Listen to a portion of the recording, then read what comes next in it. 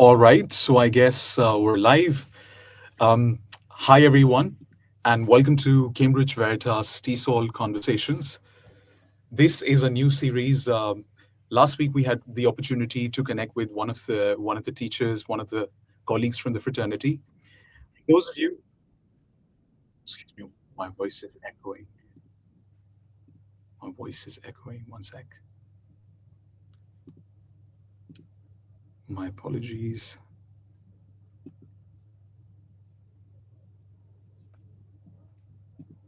It shouldn't be like this. One sec.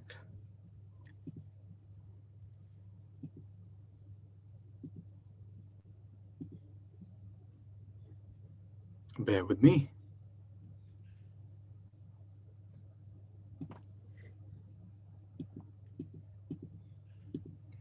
Never mind. Sorry, there was an issue of the prompt, so I thought I must check. Last week we had the opportunity to connect with one of our colleagues. And for those of you who do not know me, my name is Krishna Triya. I'm a lecturer at Coventry University, London, and DOS at Cambridge Veritas. My work primarily focuses on teacher education and helping aspiring English teachers sort of develop practical career-ready teaching skills. And today we're discussing what makes an effective TESOL teacher in 2026. And this conversation is for English teachers, teacher trainers, and most importantly, aspiring TESOL professionals. We will also take a few audience's questions towards the end as well. And I'm delighted to welcome Jacopo Castaldi. Jacopo, you have to forgive me for pronouncing your last name if I did incorrectly. Jacopo is a colleague from the fraternity. He's a senior lecturer in applied linguistics at Canterbury Christ Church University. He has extensive experience in English language teaching, teacher training, and TESOL education. Jacopo, thank you so much for joining us today. How are you? Very well, Krish. Thank you for having me. Very excited about this chat. So excellent. Likewise. So this conversation is going to be very exciting. There are a lot of interesting. We're here to learn from Jacopo's experience today. So Jacopo, my first question to you is: could you briefly share your journey with us in English language teaching, applied linguistics, teacher education? Over to you, please. Thank you.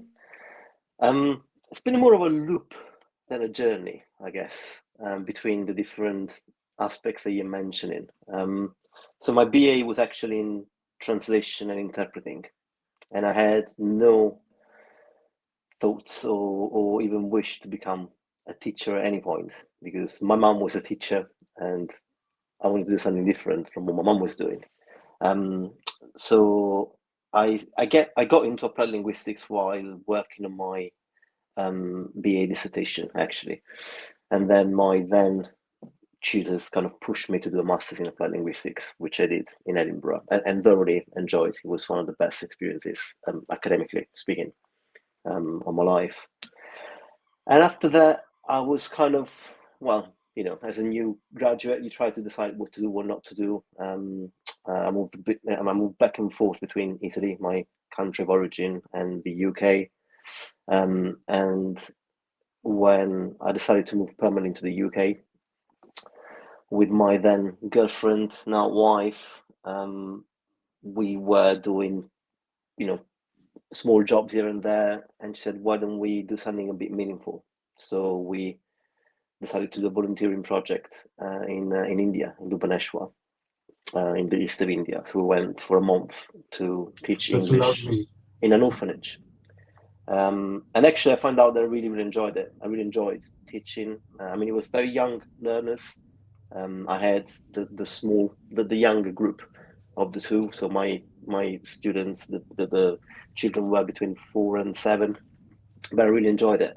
So when I go back to the UK afterwards, I thought, you know what, I'll try and find a job in an English language school, which I did.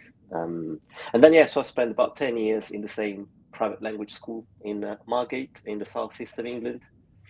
Started off on a week contract in the summer and ended up being the principal of the school. So I went through all the different stages of the TESOL career ladder, so to speak, from teacher to assistant, director of studies, and then principal. And in that process, I also did 2 postgraduate qualifications. I did a postgraduate diploma in TESOL, which is like the Delta kind of equivalent. And I did a postgraduate diploma in English language teaching management, which is more to do with running a TESOL business, so to speak. And then towards the end of that, I had a niche about doing a PhD. So I started doing a PhD in applied linguistics at Cambridge Christchurch in 2017. Started part-time while still working at the school. And then I was offered a scholarship to switch to full-time. So I left a job in the school and dedicated myself completely to the PhD. And then I was, I guess, lucky enough to land a lecturer job at Christchurch in 2022, straight after finishing my PhD. And I've been there since, doing a mix of linguistics and English language teaching related jobs. We teach also pre-sessional courses, EAP courses. So I've never really left the English teaching profession, so to speak. Interesting. So I've got a couple of questions based on what you've shared your story. How long was your time in India, Bhubaneswar, please? So we spent 4 weeks. 4 weeks. The volunteering project was for 4 weeks. Interesting. And was that the time when you first sort of started getting into ELT, like informally? Because I think you did not have a TESOL at that time, right? No, you're absolutely right. So we found this opportunity through it was a company in London, Frontier, that's what it was called. Frontier. And basically they offered this kind of volunteering project and the opportunity of a self-certified qualification in English language teaching. It was like a reflective journal basically on the experience. But it gave you, like, as you said, it was an informal way of getting into it. Obviously, because of my applied linguistics background, I had a very strong foundation in English grammar, syntax. So from a technical point of view, so to speak, of the knowledge of the language, I was quite strong already. But I had no experience whatsoever in actually trying to teach someone what their knowledge was about, or even using. We didn't really have course materials in the orphanage, so we just had to sort of improvise a little bit the activities and what we did. We literally just said, I'm talking about back in 2009. That was actually going to be my next question. Thank you for answering. 2000, long time. So it's quite a while ago, and in the orphanage it was pretty basic setup. So we didn't have any computers or anything. We didn't even have. I'm not sure if we even had smartphones at that point. We just had like normal mobile phones, and so we're just working off paper and colored pens. I remember the girls had their own. We gave each of them like a notebook, and they were writing in it, and I was writing exercises with gap fill exercises for them on their notebook. So it was that kind of very lovely, kind of level. I actually share a very similar story, Jacopo, because the first time when I got into English language teaching, it wasn't like a career path that I had a clear idea of, that I will be in. So one of my teachers had suggested that part-time I should start teaching English, and I did not have any qualifications or certifications. And one of my very good friends, her aunt ran an ELT academy. And she said that she's looking for teachers. So she thought that just because I spoke English well at that time, I could start teaching as well. But to be honest, that was a summer program and I taught for 2 months. And I actually fell in love with the idea of helping people with their communication skills at that time. And that was the starting of my career. And that's when TESOL followed, and then CELTA followed, and then Delta followed. So it's actually, I kind of feel that it's a pattern for many people. They either get inspired from someone, or they get into it because God wants you, and then Yeah, I guess. you chart Yeah. your career. Thank you. Thank you. My this takes me to the next question. So, in your opinion, what distinguishes an effective TESOL teacher? Like you took the TESOL program later, and I took the TESOL program later in our careers, from someone who simply has just very strong English language knowledge. It is quite connected to what we just spoke about. So, what do you Yeah. think? And I think it goes back to the idea of teaching itself as a profession being more of a vocation, so to speak.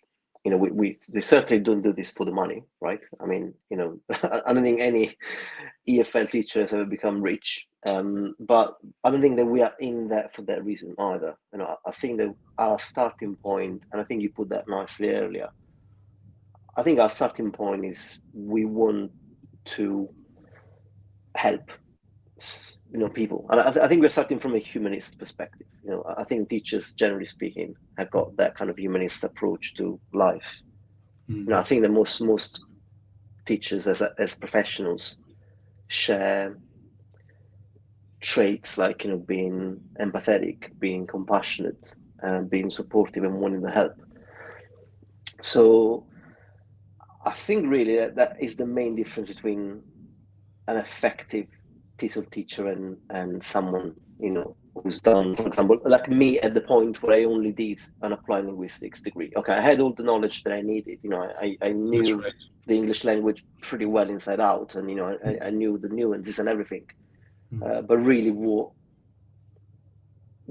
kind of put the switch on, so to speak, was the experience of actually being somewhere where you felt you were somehow, you know, helping someone to first of all just to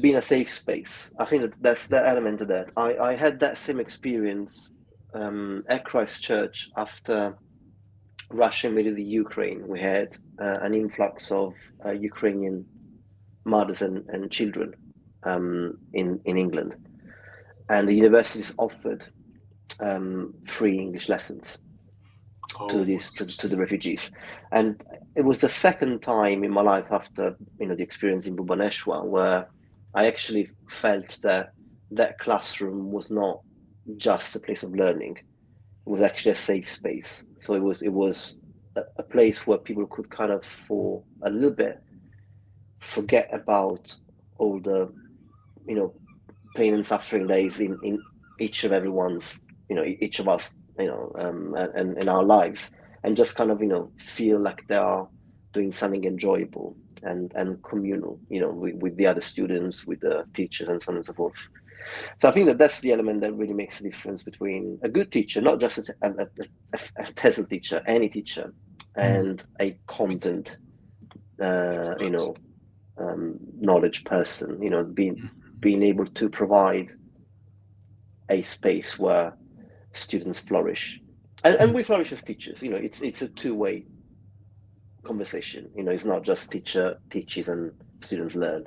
You know, we should be learning every time we step into a Quite classroom, and probably that's something else that makes a difference between an effective teacher and somebody else. You know, you have to be prepared to be constantly challenged and wanting to learn more from the 100%. experiences that you're having. 100%. Thank you so much. Thank you. No, I think you've put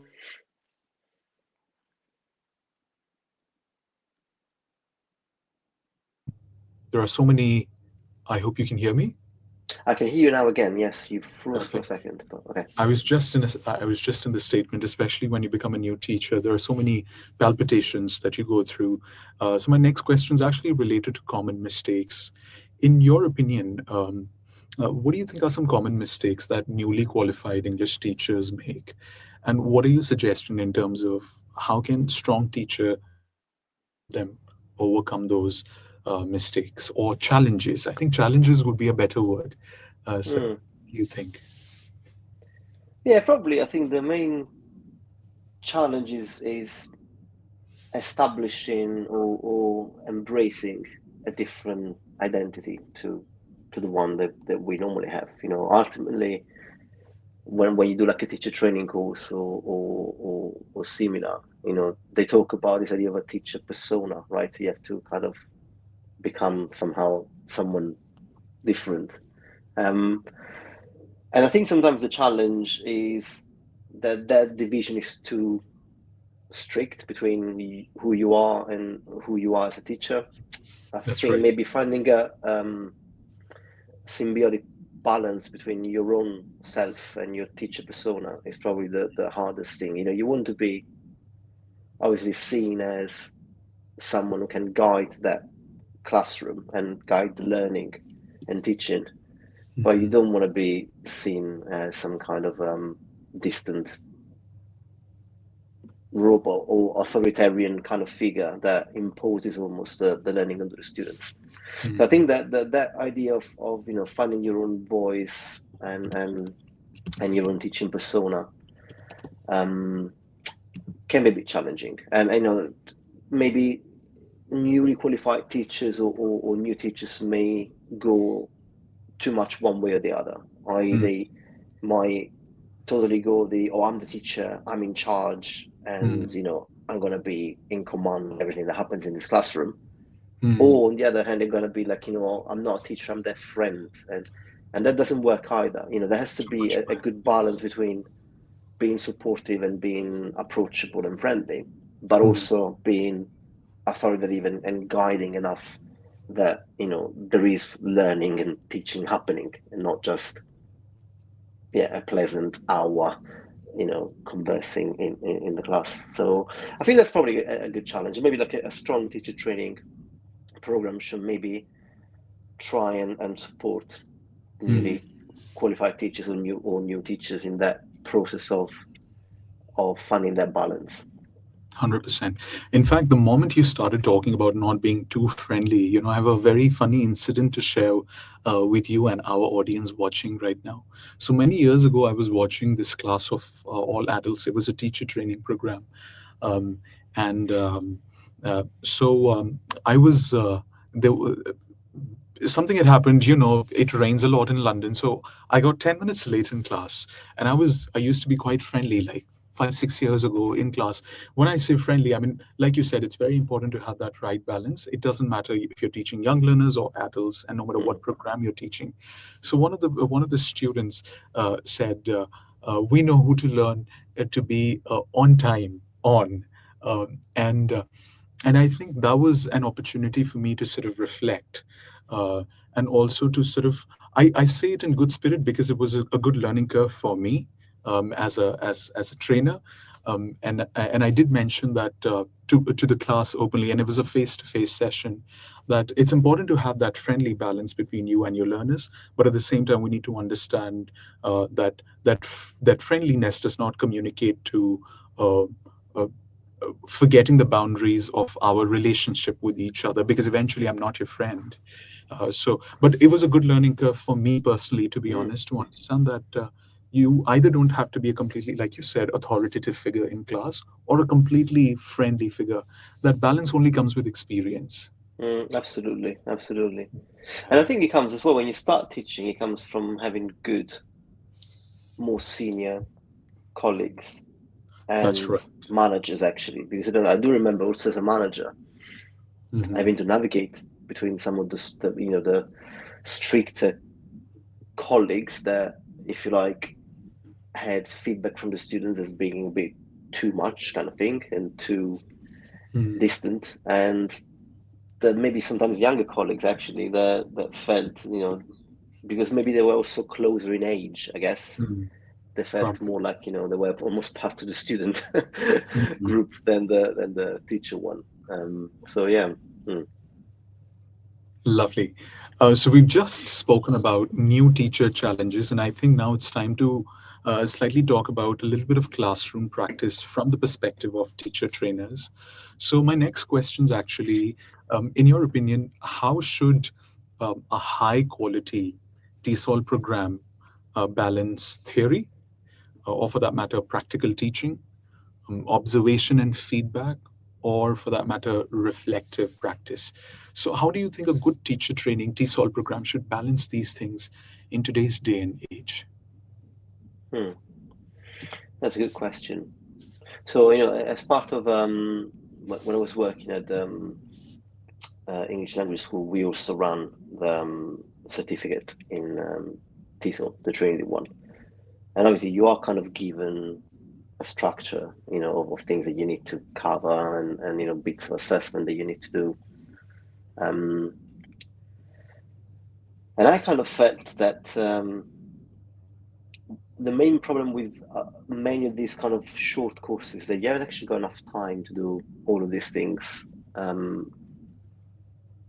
properly, I would say. Like, I guess it depends what kind of level teacher training qualification you're doing, if it's the initial kind of CELTA type or a Delta one.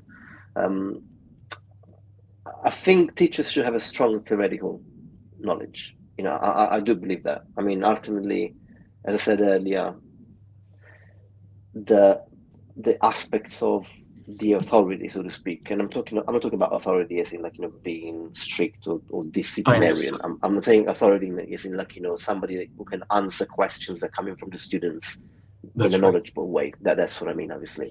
That's right. That needs to be there. I mean, ultimately, we are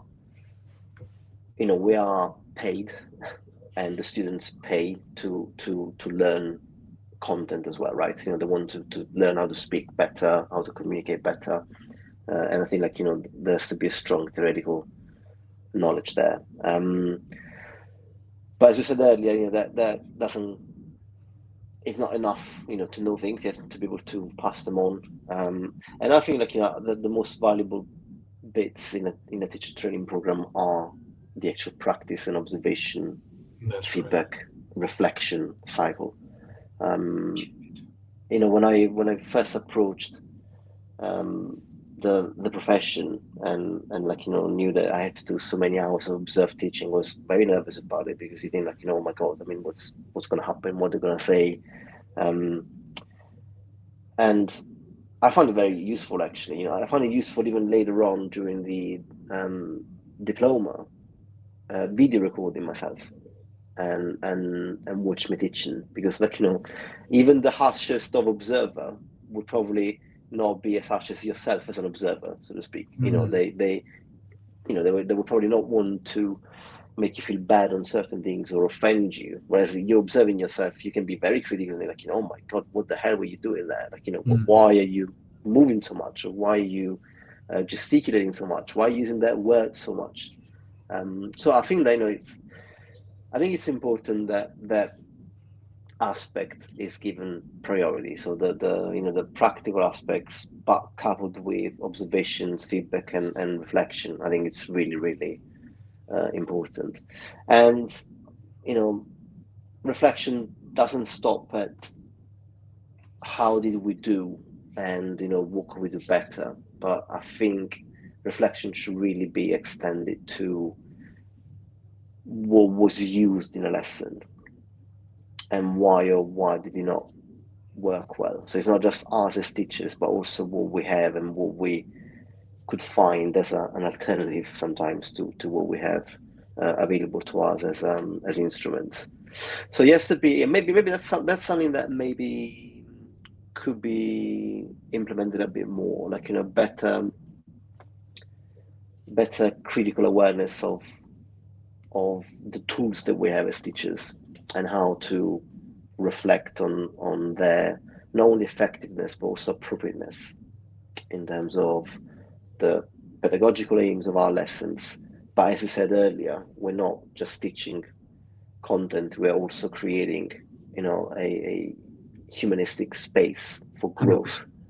How does our practice and the stuff that we use also encourage or hinder that kind of personal growth Mm. dimension of the classroom? Loved what you said, actually, and I'm going to put it on the screen for the audience. You said humanistic space of growth. It's quite interesting. What do you mean by that? Could you elucidate a little more, please? I find this particular phrasing quite interesting. I do understand the essence of this, but if you could just elucidate a little more for the audience watching. Yeah, I mean, I think again, it kind of I guess it goes back to those two experiences where I felt quite strongly about what I was doing, being not so much about teaching, but more about providing a space for peace and tranquility and soul nourishment, so to speak. And I think that that there is the element, and the element I think should be in obviously there are different contexts on there for English language teaching. You have the more, I guess, industry type of context where the students pay and sometimes pay quite a lot of money, and they're there maybe for a short period of time. They got very specific goals of passing an exam or whatever. So it's very instrumental, so to speak. And maybe we believe that our job there is simply to make sure that they pass the exam or get the grades that they need. But there are many other contexts in which English language teaching or any other teaching happens, for that matter, that are not necessarily so instrumental in nature. And obviously the experience in the orphanage and the experience with the refugees are two clear examples of that. Obviously, the children and the refugees wanted to learn the language to be able to integrate in a new country and so on and so forth. But ultimately, they were dealing with a lot of trauma, effectively. 100%. And I think it's our role as teachers to be able to understand and engage with that level of our human nature. And again, so when I say like a humanistic approach, that's what I mean. Like it's realizing that it's not just a transactional exercise. You need to learn, and I'm teaching you whatever it is that you need to learn, and you pay money for it. There is the element of like ultimately there are people behind both the teachers and the students, 100%. and it's a win-win situation if everybody grows as a person as well as a learner or a teacher. So I guess that's what I kind of mean by humanistic space for growth. We want to grow as individuals ultimately. 100%. And I think that if we haven't got that drive, Mm. perhaps we shouldn't be in the teaching profession. I think like being a teacher ultimately is realizing that you have a responsibility in facilitating human growth, and I mean by human growth, I mean like a nourishing of knowledge, of soul, of intents, of ambitions, and so on and so forth. How beautiful.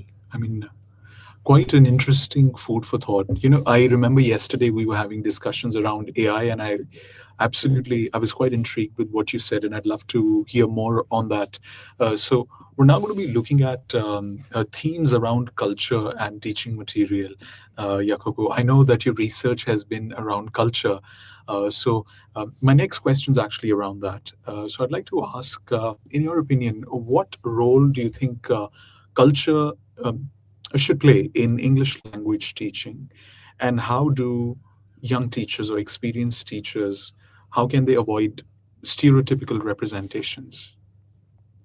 Well, first of all, thank you for bringing up the fact that this is one of the areas that I do research in. Yeah, I mean it's been a concern for a few decades. The idea of what do we do when we teach English or any other language for that matter. Again, it's not a matter necessarily of English, but obviously this is what we're talking about, right? We're talking about teaching English here.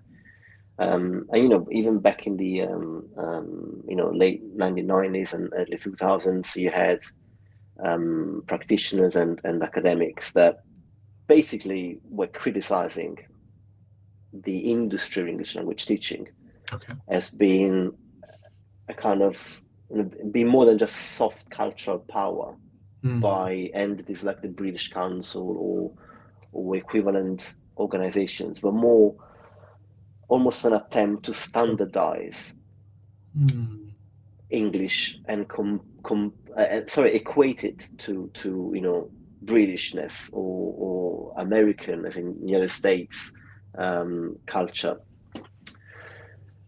And the industry and the way it works, especially if you're in the more kind of, teaching students for exams and teaching through different CEFR levels and so on and so forth using course books, it's been kind of fed a lot by this big organization type of discourse. So you had very successful textbooks, the Headway and Headway, English file. English File, the ones that we all know and use, right? Absolutely. And they do, and again, there's a lot of research in this. They do portray a certain type of culture, certain type of values within the stories that they embed, the narratives that they embed. And I think it's, our role as teachers is to be able to kind of critically engage with that. And first of all, realize that, culture is not as monolithic as we may think it is. Being British or being American or being Indian or Italian doesn't actually mean anything from a cultural point of view.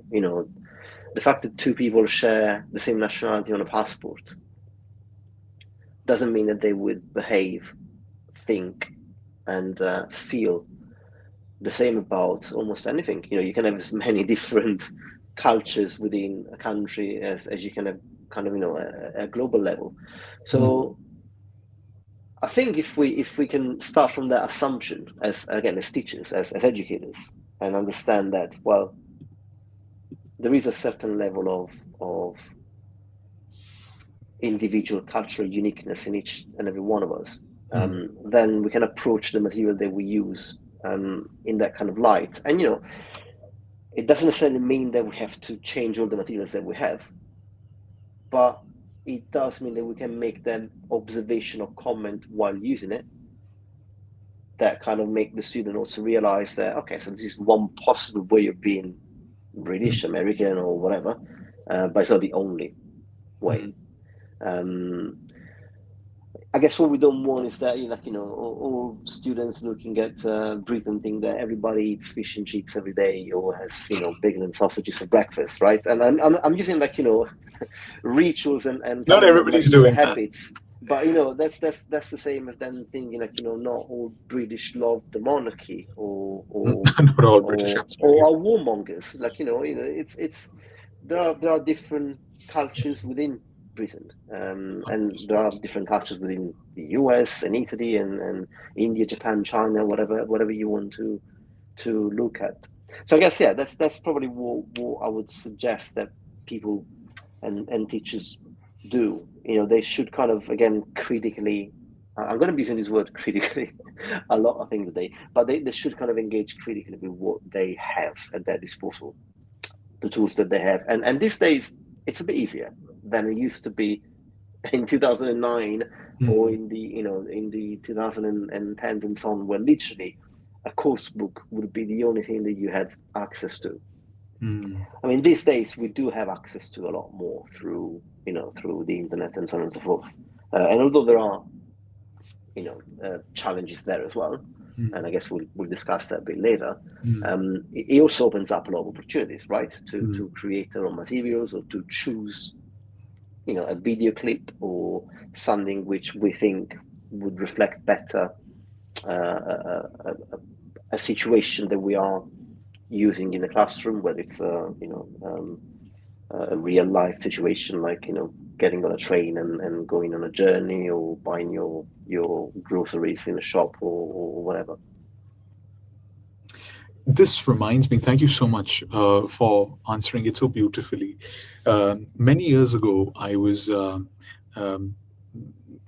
making this general English program for a school in India, Jacopo. And when I was talking to the director of the school, so in one of the conversations, he said, I mean, and I know Headway and English File are the industry standards, the top ones, if we had to sort of pick and choose from options. So I said, why not start using English File? It's got interesting content. I wasn't at that time looking at it from the representation point of view and that critical lens that you've elucidated in your answer. So, and his comment was at that time which was a very interesting comment. He said, we cannot only rely on English while because it doesn't capture the cultural aspect of the audience that we are working with right now, which is a beautiful point. And to be honest, that point didn't make much sense to me then. But then as you grow older into your own industry, you kind of realize that, yes, it was such a valid point. Yeah. Absolutely. Yeah, no, I 100% agree with that. You know, it is important, and and it's also a matter of, if you think about, I mean, this is kind of I guess, a wider concern. And people may not necessarily agree with what I'm about to say, but I do believe that quite strongly, that a lot of the kind of issues that people have these days, especially from a mental well-being point of view, is this constant comparison with this successful other, whatever that successful other is, right? And unfortunately, I think, like, course books can kind of contribute to that problem, meaning that showing this kind of perfect family in this country who've got all this lovely, wonderful thing and do all these wonderful experiences, actually can negatively impact on somebody in a kind of more, how to say, well, in a different kind of sociocultural background, that hasn't got access to certain things, and who thinks that in order to be happy, you need to have this particular object that this family in the course book has, these gadgets, for example, or they need to be able to experience traveling around the world and something else, otherwise they'll never be happy. And I think, like, I'm going back to our responsibility as educator and our responsibility as professionals who need to navigate those issues. And we need to be, first of all, aware of those ourselves. So we need to grow, we need to learn, we need to be curious and critical. But then we also need to be able to negotiate those aspects within our classroom.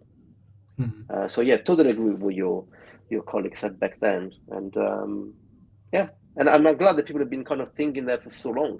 For so long, yes, it absolutely. is great. It's great. Yeah. So, for those teachers who are watching our conversation and tuning to our conversation right now, do you have any practical pieces of advice? How can they adapt international course material, which has kind of become the industry standard? For example, if you, no matter where you teach at the British Council, you have to teach from English file. That is the constant.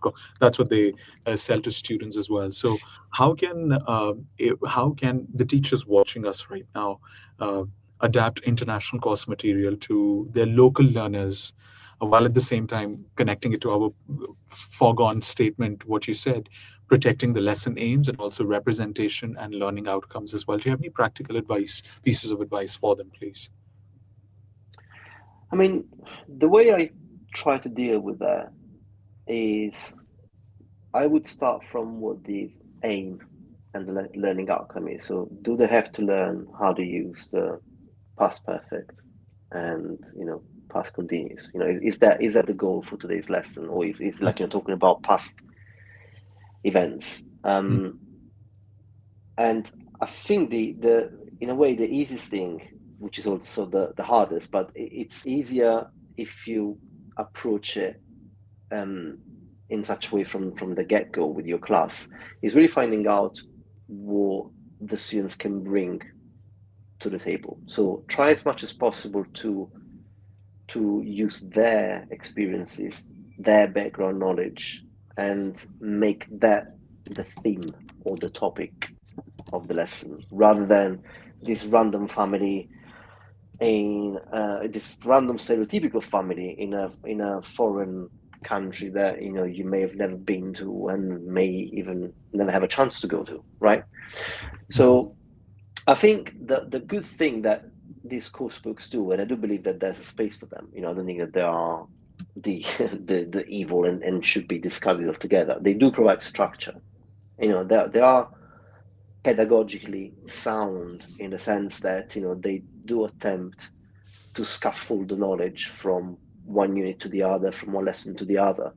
And a lot of the type of exercises that they suggest you do, whether it's like for controlled practice or freer practice or receptive skills, productive skills, and so on and so forth, they are based on sound pedagogical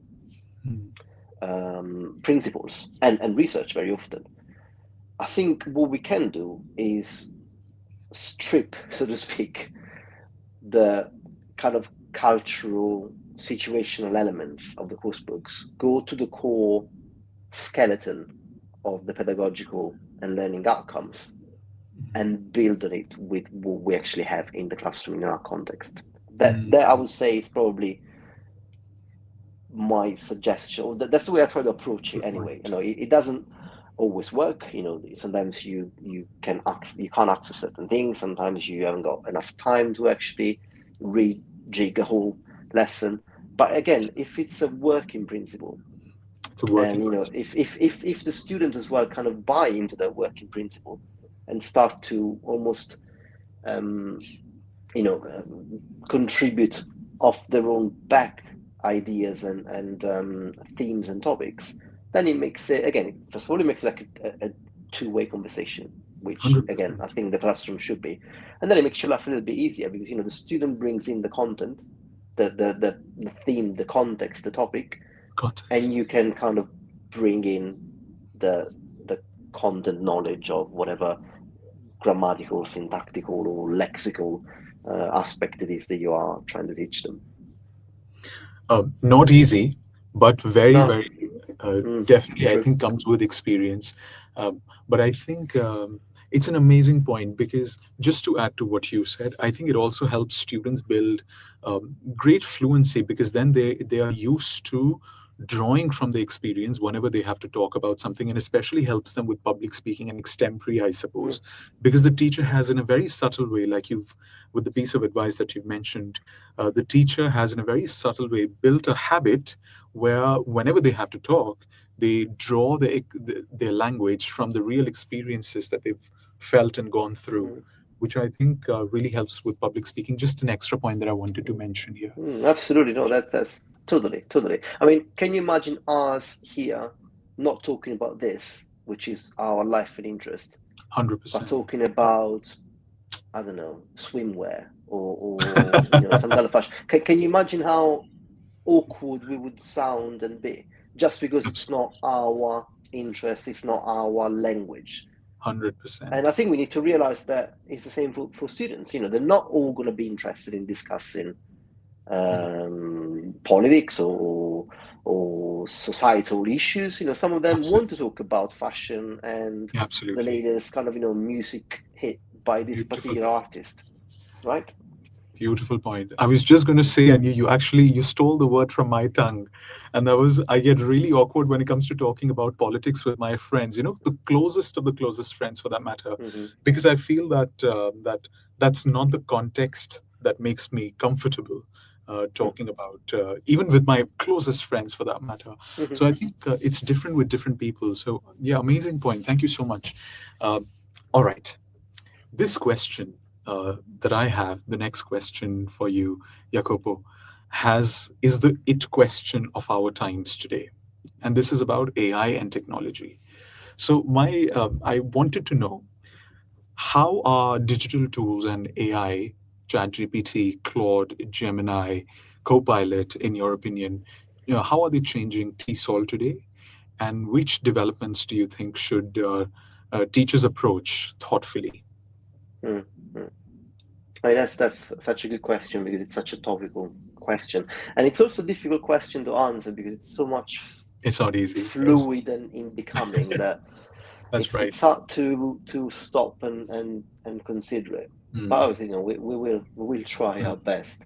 I Yes. mean, I think there are clear advantages Mhm. of this kind of software and technology, and again, especially if you want to adapt your material, if you want to create, for example, dialogues or gap fill exercises that are not based on some obscure country and culture somewhere, but that is more relevant to the students, then it is a lot easier to stick the prompts into, Claude or ChatGPT and get something out of it.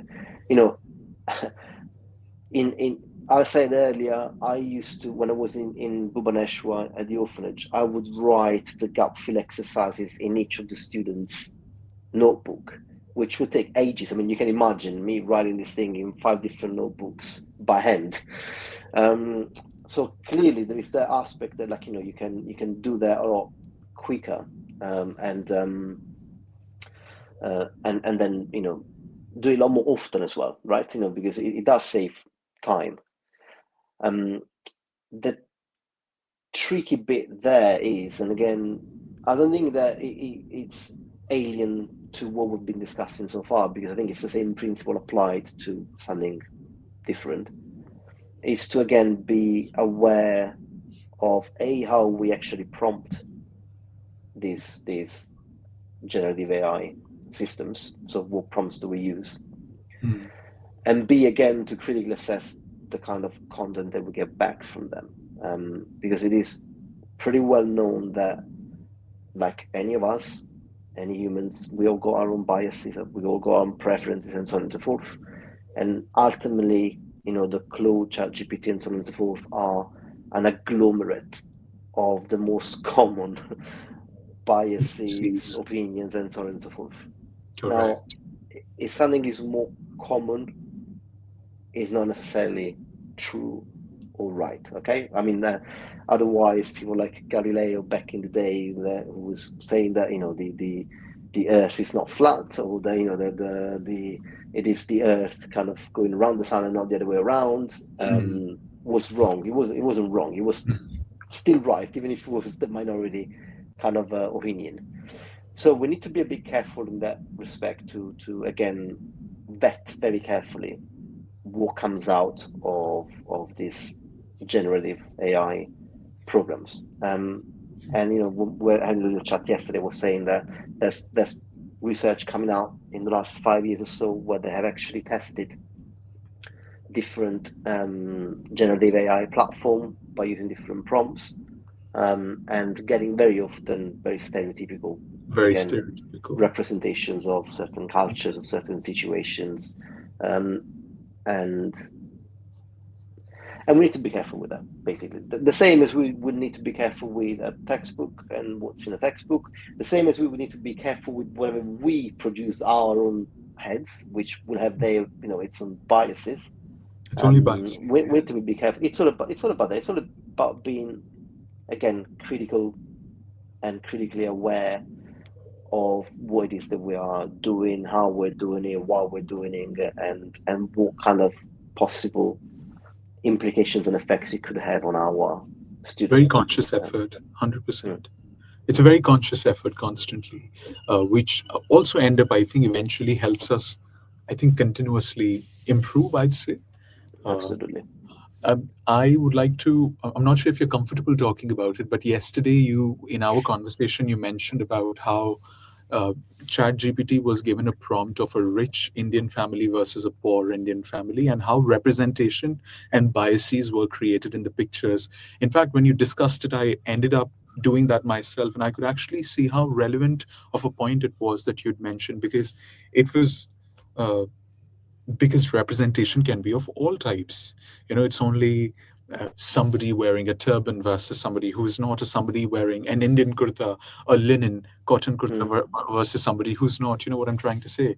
So, absolutely. I think that was a fantastic point. Do you have anything else to add to that point, please? And because I was quite intrigued with what you said about it yesterday. Um, well, I mean, yeah, as I was saying to you, that there are papers that basically kind of did this kind of experiments, so to Mm. speak, and most of the times, unless the prompt were very carefully crafted, if they were a bit sort of naively inputted, um, the whether it was images or text that were generated were very much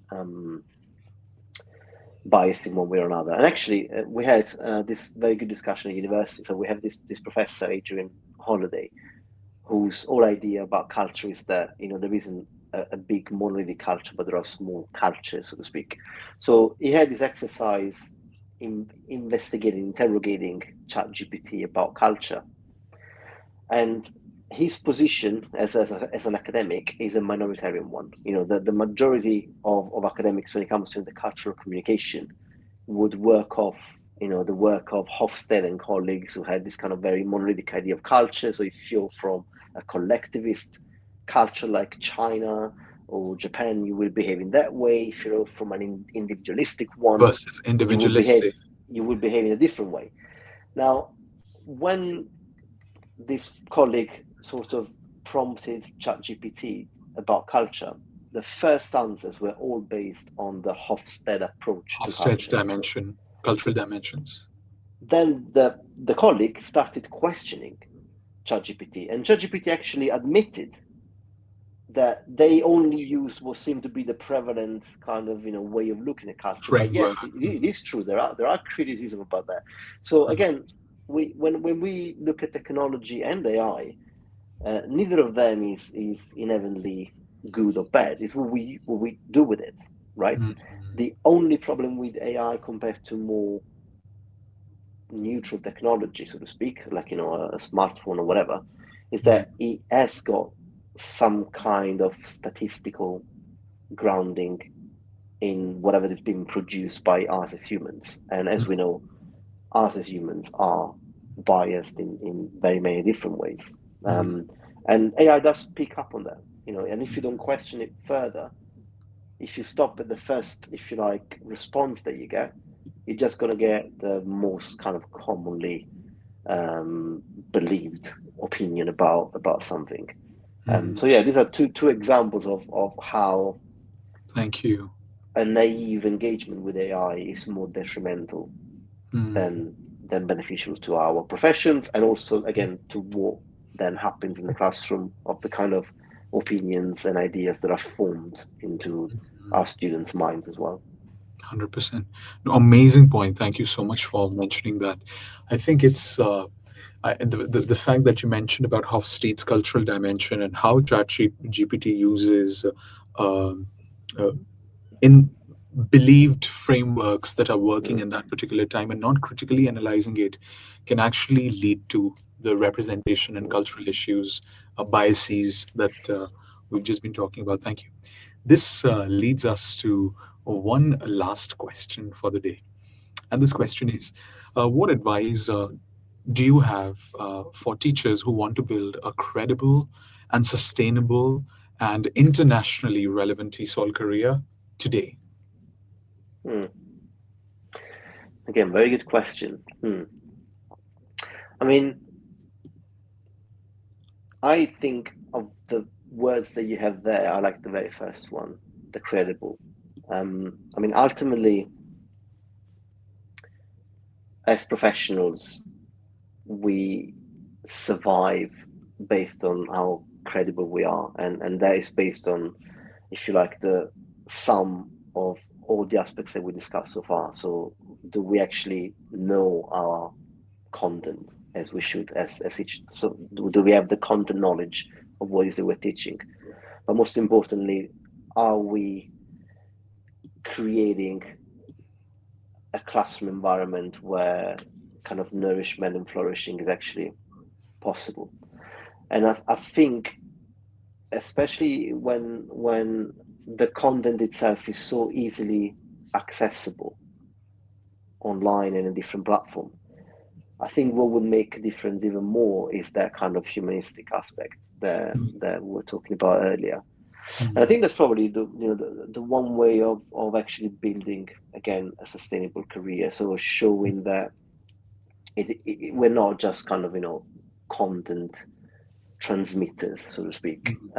Because to be honest with you, probably internet sources, even AI, are better content transmitters than we are. You know, their knowledge of grammar and syntax. You try and write something and ask ChatGPT to write it, 9 times out of 10, it will be better written 100%. by ChatGPT. So content-wise, we can't compete, right? But I think that kind of the empathy and the understanding of our students that we can display and kind of build on in the classroom is what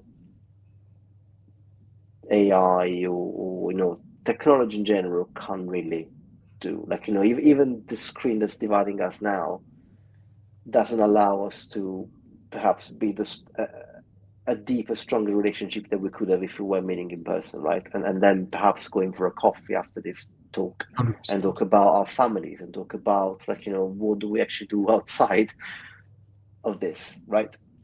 And I think that that is going to be part of being relevant going Mhm. forward.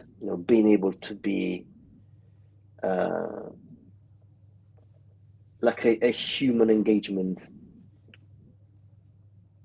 kind of I don't know how to define it, but like a human engagement facilitator, basically. So trying to build up on our human capacities and human beings rather than the technological progress and AI, which it's taking its own shape Mhm. as we speak. Mhm.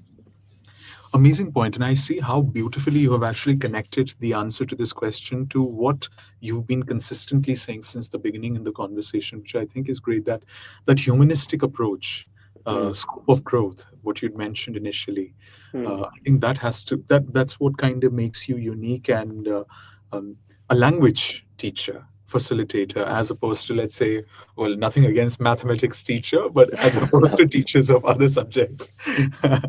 So there's that. And I think one reason that we created the Cambridge Veritas TESOL program, also, I'd love to have you have conversations about critical analysis around that also with you, was our intention was we wanted to reduce, that there's a gap between when you complete a qualification, let's say a bachelor's degree in applied linguistics, versus when you feel that you're actually ready for Mm, real teaching opportunities. So there was a clear gap that we saw, especially in the MENA region, or for that matter, South Asian region.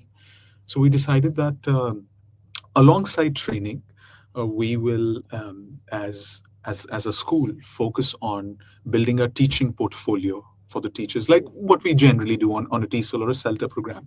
But it's going to be a digital teaching portfolio where it shows and represents the career readiness of teachers who are under training, and most importantly, be able to give that placement support as well that they kind of lack. For example, many teachers, they may know everything about the CELTA teaching methodology or a TESOL teaching methodology, but the moment when it comes to delivering a demo lesson, every information fades away mhm, because you have so mm. much palpitation, you know.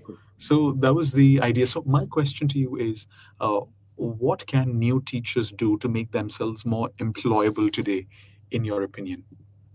Hmm.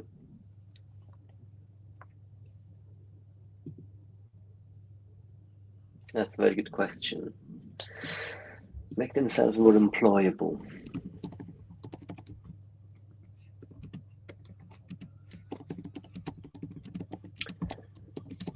Maybe it is understanding that their role goes beyond teaching itself. It's yeah, embracing the responsibility, I would say, that comes with being a teacher. Not just think of teaching as a a job or something that we do because we have to do. I mean, if you go back like thousands of years, like the idea of teaching and educating has always been something that transcended the subject matter, so to speak. Mm, And I think that the the way in which societies these days work with all these exams and everything has kind of stripped a little bit away that higher value of teaching and education, which was originally embedded with it. So I would mm, say, like but I think that people do appreciate that. So I think that for being more employable, so to speak, is basically showing that not only do we know the subject matter that we're teaching, but that we actually are interested and committed to improving whatever it is the context that we are trying to work in, whether it's like in a state school, or whether it's like a private institutions, whether it's like it's a volunteering kind of setting. But I would say that people do appreciate the fact that we are more than just teachers. So probably I would say find and build on that kind of vocational commitment that first took you towards the teaching profession. It's not a job. We don't do it for the money. We do it for the human connections that we are able to create. And I think that Beautiful. we need to highlight and foreground that aspect. And I think that would make us more employable as well, actually, because people as much as we don't see it, I think people really strive for that human connection at all levels. And I think if somebody can offer that on top of being a good knowledge transmitter, so to speak, I think that enhances the employability opportunities as well. 100%, 100%. No, thank you so much. These are all the questions that I have for you today. Thank you for being so patient for answering these questions. And if the audience has any questions, please do feel free to put your questions in the comment section. But I think it's been such a pleasure. I think we've discussed. There are so many themes that we've discussed. We've spoken around how can we adapt material, or for that matter, AI, and culture, most importantly. So many interesting themes that we've discussed. I do see there are no questions at the moment, but if there's anybody, feel free to reach out and shoot your questions. Jacopo, do you have any closing comments for the audience and for those watching? Um, I mean, at Christchurch where I work, we use the 3 C's, right, to describe, if like the ethos of our university. So I do like that idea of having 3 C's of something for us as professionals, right? And my 3 C's, and our viewers can perhaps add more C's if they want, but would be to be curious, to be critical, and to be creative. I think if we can nourish these 3 kind of qualities as professionals, the whole profession will kind of, and I think society at large will benefit from it. But there are more C's that can be added. So 100%. if your viewers can have more C's or any other kind of adjective to add there. But I think that those 3 are very important: curious, always learning, learning never stops; critical, Critical. because we need to always be aware that whatever we do has got an impact on our That's lives right. and other people's lives; and creative, because we need to find ways around problems, right? And a classroom, it's a living problem all the time. So being able to negotiate and navigate those problems with creativity, I think it's another skill that we really need to have as teachers. One of our audience members, Hani from LinkedIn, has a question for Jacopo. Hani, I'm going to show the first question, and that Hani's question is, Jacopo, this is a question from Hani. What habits or routines help TESOL teachers remain effective, reflective, and adaptable? What do you think, Jacopo? That's a very good question, isn't it? That's a very good question. I would say never, ever, ever repeat the same lesson twice. That's also Interesting. will be like the one kind of suggestion that I'd have. I mean, whether the lesson goes very well or whether it goes terribly wrong, it's not a good reason to either keep on doing it as it is or disregarding it. I mean, the beauty of our profession, I think, is that each lesson is different than the previous one. Even if the students are the same, even if you are the same, the fact that you're feeling, happier or sadder on any given day would kind of change the dynamics of a classroom. So I think always reflect and never either be complacent or too destructivist of what you've done. Like, be kind of, reflective and strive to improve. That's definitely a habit that helps improving. Amazing. Thank you. Thank you so much. Yeah, because it continues to keep you on your toes. Mm. Yeah. And you should be on your toes. You should be on your toes. Absolutely, Yes. 100%. Uh, we have another question. This is from YouTube by Meditation and Peace. If I'm not mistaken, that is Shivanshi. Shivanshi's completed her TESOL from us. Okay. So Shivanshi has a question. Thank you so much for your wonderful session. You're welcome, Shivanshi. My question is, what techniques do you use to encourage shy students to participate in the lesson confidently? Very good question. Over to you. I think, again, it goes back to the creating that atmosphere where students know they can contribute their own selves. So setting up activities that allow them to choose, for example, topics, themes, content. Also has to do with their confidence. As we said earlier, if we put Chris and I into a room and talk about economics, you probably won't hear many words from maybe from Chris a bit more than from me. But I would be totally like a fish out of water, basically. I think it's the same principle and same idea.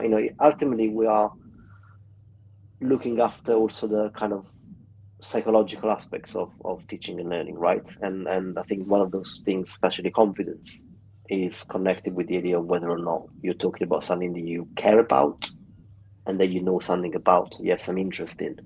And I think the easiest way, although it's not very easy in terms of practically organizing it, but the easiest way to encourage people to contribute is to allow them to bring themselves into the lesson.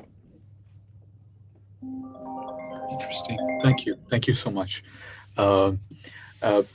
This is I would say I've truly enjoyed the conversation so far. We were aiming for 45 minutes, but thank you, Jacopo, for your time. Okay. We've gone over 1 hour. I've genuinely enjoyed our conversation today. And for those of you who have more questions, let's be curious, I would say. The 3 C's that Jacopo's mentioned, and yes, definitely, it can be different for different people. Being curious along those questions, being critical, no matter what information you find, and being constantly creative. I think this is one of the most important takeaways personally for me from our conversation. Thank you so much, Jacopo, for your time. How do you pronounce your last name, though? No, you pronounced it very well in the first place. Castaldi. That's Castaldi. it. Yeah, Sure. yeah. I mean, Italian in that sense is quite easy. It's, as you see it, that's how you pronounce it. Yes, But, yes, Castaldi. but no, that was Perfect. you've done that very, very nicely in Thank the you. beginning. So thank you so much. And again, I was thank you really so much for the lovely introduction, and thank you so much for the invitation. I mean, I really, really enjoyed the conversation, and yeah, and keep the good work up with Cambridge Veritas, and I'm sure that your Thank you. teacher trainees will be most appreciative of these opportunities that they get. Thank you. Really appreciate that. And I think the good work, like you said, it's. I mean, it is not a job. It is a humanistic scope of growth. So many takeaways. My God. I'm From our glad. conversation. Good. Thank you so much to all the audience who watched us, who've been with us throughout this conversation. We hope that it's been insightful for you, for experienced teachers watching, for young teachers watching, new teachers, newly qualified teachers watching. And stay tuned. All I would say is, I think it is a wonderful profession. And it really helps us. I mean, there are students that come to you even after years and they say they moved to a different country and how you helped them many years ago. I think it's just beautiful. So yes, like Jacopo said, it's a service.